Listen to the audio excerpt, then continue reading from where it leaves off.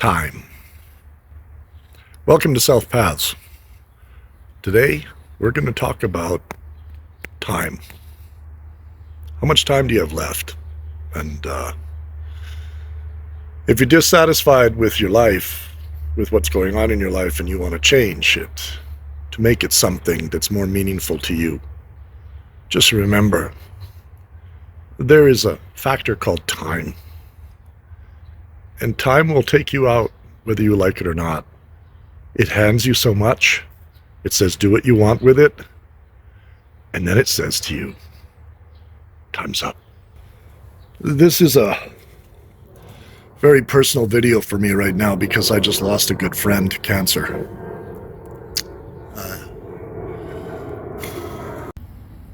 Her name was Margaret. She was a friend. She's been a friend since I was 10 years old, known her for half a century.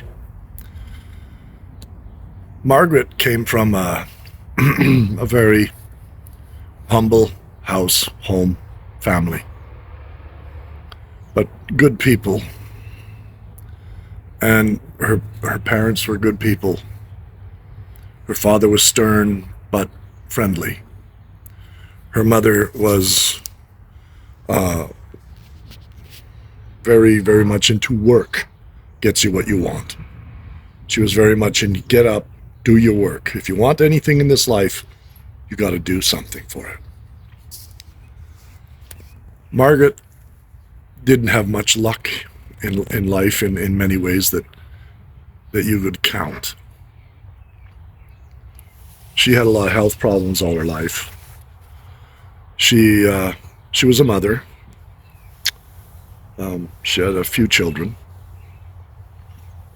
They're good. They're okay under the circumstances. But here's the thing, okay?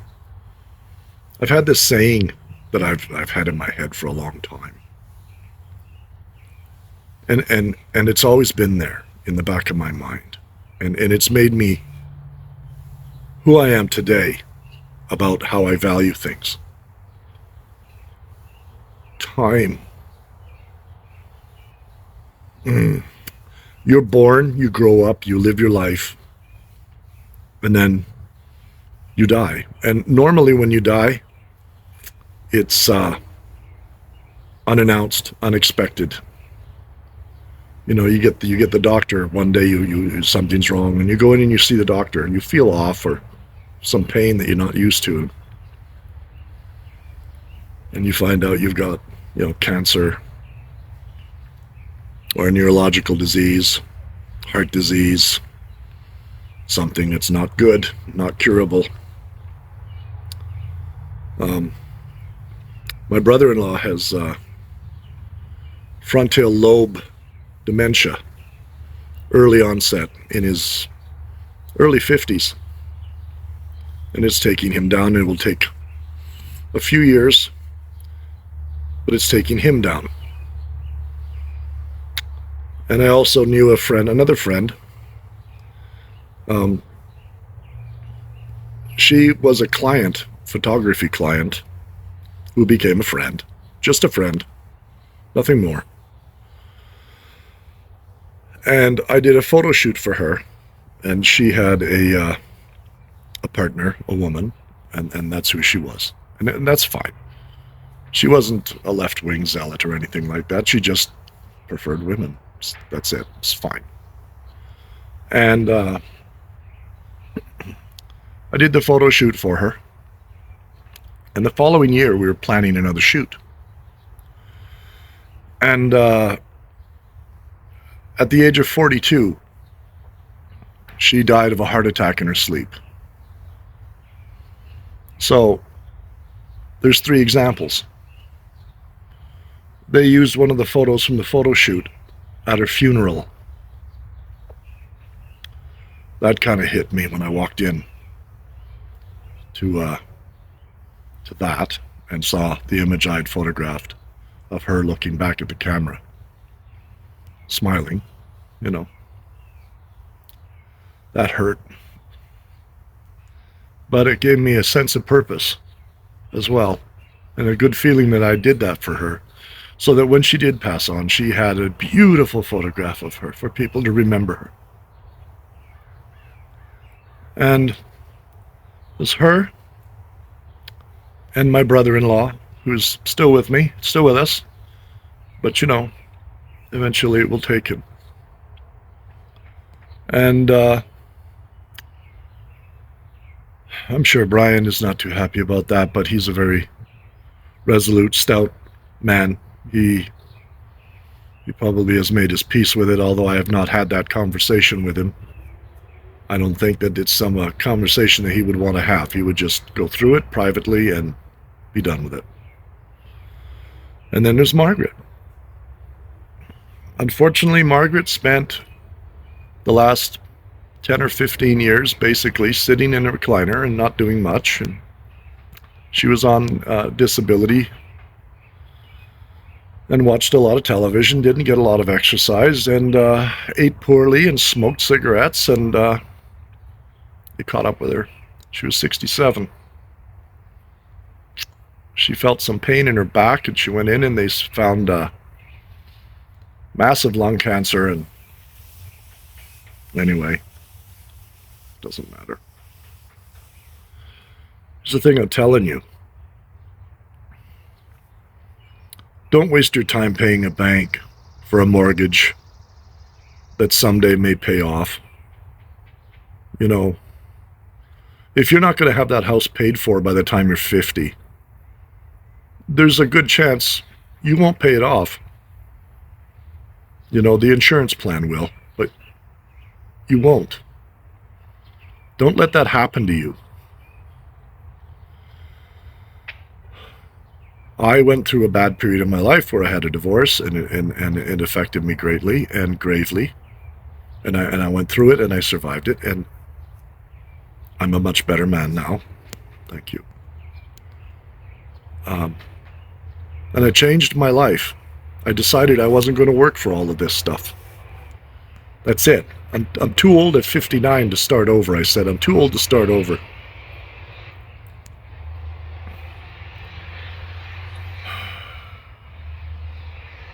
The thing is, you think you have time. You have no way of knowing that. But I can guarantee you, if you're in a situation where you want to change, you're sick and tired of life in the West, and for all of the beautiful things it can bring you, the benefits, it also has a whole crap load of bad stuff that comes with it. Stress, depression, you know, being a man specifically here is much worse than being a woman. I believe that. Women have their own problems, but man, this is not a patriarchal society. This is a matriarchal society in Canada. It's becoming matriarchal in the States.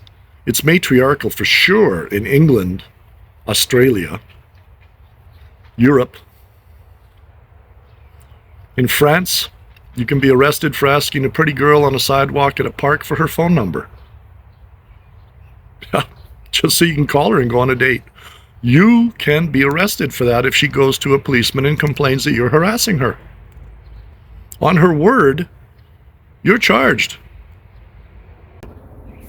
So, yeah. I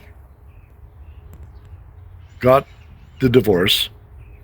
I sold what I had, turned it into liquid cash, and I went overseas. And I went to a place I always wanted to see before, called Philippines, and I was blown away. You'd go anywhere you want.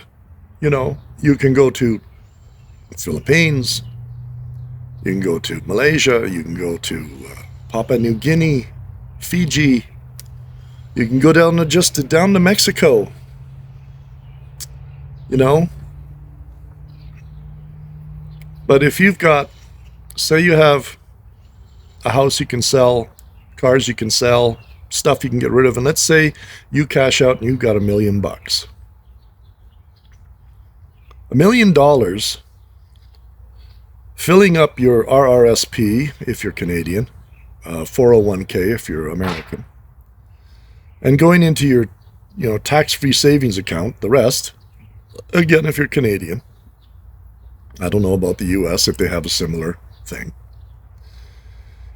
Take the rest of it, put it into government bonds or something that's safe, will pay a certain guaranteed interest rate per year, and then take off. Live on the interest from that. Live off the interest in the dividends. You can do that in the Philippines. You can live on $1,000 a month easily if you don't want to live in Manila or Cebu or Davao. If you want to live in the smaller centers, oh yeah, $1,000 a month as a single man in the Philippines, piece of cake. Don't let them tell you otherwise. I know, I've done it. It's not hard to do. But just, God, please don't waste your time. Margaret sat on that couch too much. And the lady I photographed, whose name escapes me at the moment, because it's been years now, and I'm getting old, so I forget some things. Maybe I've got dementia. I don't know. And my brother-in-law, who's facing the devil, in his own backyard. There, but the gift, how does it go? There, but for the grace of God, go I. I'm still okay. I'm 62. Statistically, I'll live to 76 or thereabouts, which means I only have 14 years. And I'm a goner. I am not going to waste one more goddamn day here than I have to. I'm here to work. I'm here to make money so I can go back. When my pensions kick in at retirement time, you will not see my face in Canada again, except once a year for a visit to my family and my friends. My friends are still above ground anyway. So yeah, that's it.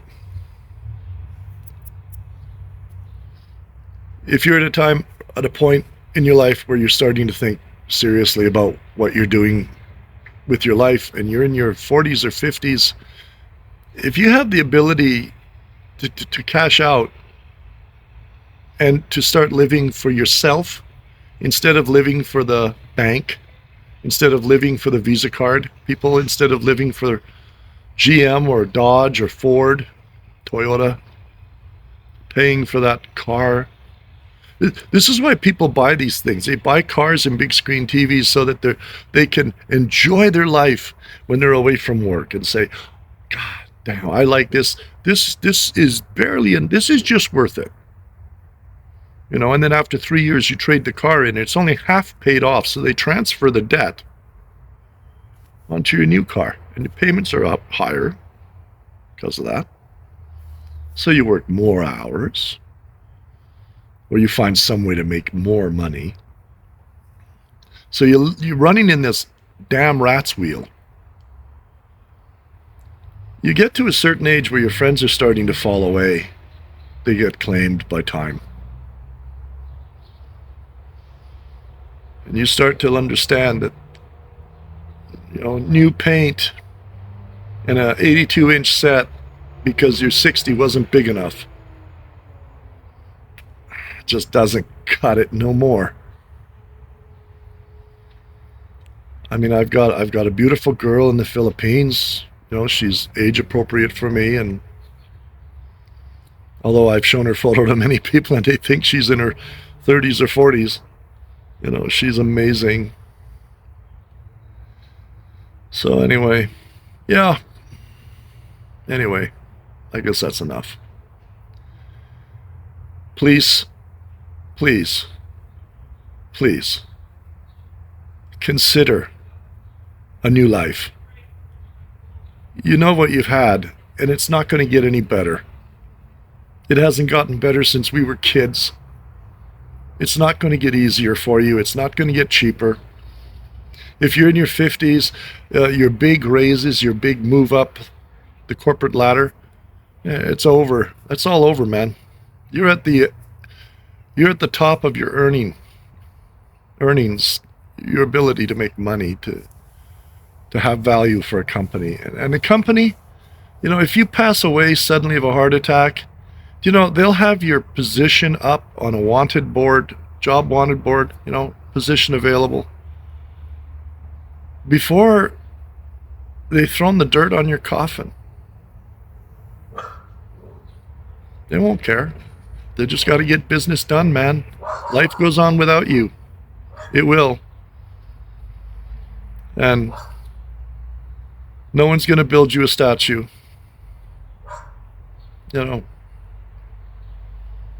So please consider. And you think you have time. Maybe you don't. That's all. That's what I have to say about that today because of the passing of my friend Margaret. And yeah, that's it. Please like, share, consider subscribing. If you know somebody that needs to hear this message, maybe send them a link. Have a coffee with them, plop me down in front of them, have them watch it. Talk to your wife about maybe cashing out and running away together. The big vacation that lasts forever. You can do it. Off the interest on $1 million? Oh, sure, you can do it. Absolutely, you can do it. And the money from all of this stuff, like the house and the cars and the boat or whatever, and whatever you're going to get rid of, you get $1 million. It can sit in the account, and when you do pass away, that money will still be there for your children or for whomever you're going to send it to. You just live off the interest. There's no reason for you to stay at work till you're 65, 67. If you're 51 and you can cash out with $1 million, the housing market is not guaranteed to always go up. Remember 2008. Almost took down the entire financial system when the U.S. blew up their own housing market. Don't think that trick to help them is not going to be employed again. They could be loading this rifle with a lot more grains this time. Anyway, that's all. I'm done. I'm Nelson. This is South Path Philippines. You guys have a good day. Talk to you again soon.